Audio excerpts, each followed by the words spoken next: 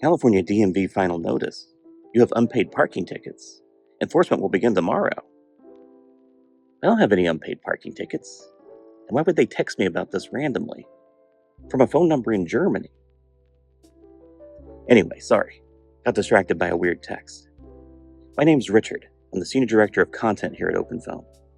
And I'm standing here today to talk to you about A2P 10DLC, otherwise known as carrier registration. If you're using OpenPhone or other voice over IP carriers, you've probably heard of carrier registration. But what is it? And why do you have to do it? And what does it have to do with this weird text I got from Germany about the California DMV? In this video, I'm going to break all that down for you. What is A2P? Why is it required if you want to send texts? How to fill out the form to register? And what to expect after you hit submit. A2P stands for Application to Person Messaging.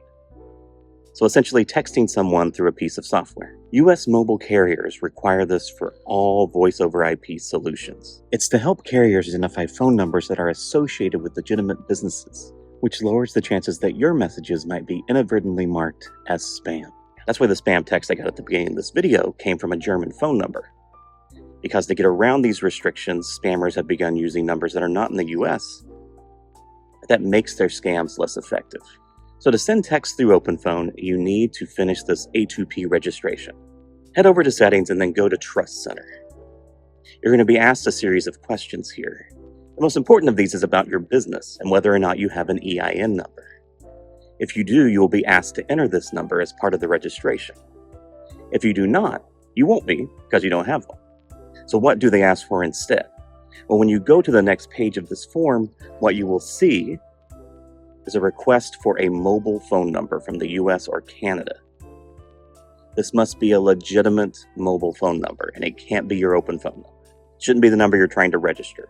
It should be a regular number that you already have. Your personal phone, what have you, just needs to be a cell. And then they can use that to verify that you're a regular person who's not been spamming people. Outside of this difference, the process will look mostly the same whether you have an EIN or not. But if you don't have an EIN, it might look a touch different than what you'll see on screen here, as what we're going to show mostly is what it looks like for someone who does have an EIN number. You want to double check that all the fields here are correct, like your business name and website and all that good stuff. If you don't have a website, enter something that lists your business, whether it's a Yelp listing, an Instagram profile, something that connects that this business exists. You'll be asked what sort of messages you're going to send. Be direct here.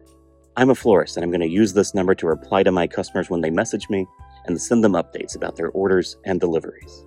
You'll also be prompted to provide multiple additional examples of the kind of text messages that you'll send, like the ones that we're showing on screen right here.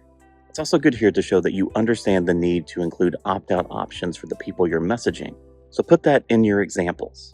You'll also need to agree that you won't be spamming in the myriad ways that spammers do, and that you're not going to send text messages about things that the carriers consider off limits, like gambling services or debt collection. Then you'll get to the end where you'll submit to register and pay a fee.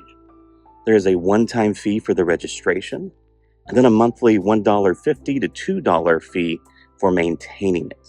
Both the one-time fee and the much smaller monthly fees are charged directly through OpenPhone, and we will send that money to the carriers for you so that you don't have to worry about it. Once you submit, your status will show as pending. Approval takes around 24 to 72 hours to go through, depending on the carrier's own backlogs. Sometimes they can take a little bit longer, sometimes a little bit less. Once approved, you'll be able to send text messages to all US-based carriers. And note that this will apply to your entire workspace and all your phone numbers in it. So do this once, all your phone numbers will be approved, and anyone who is a member of your workspace will be able to send text messages. The only numbers this wouldn't be true of are any toll-free numbers in your account. That's everything you need to know to get started with A2P and text messaging in OpenPhone.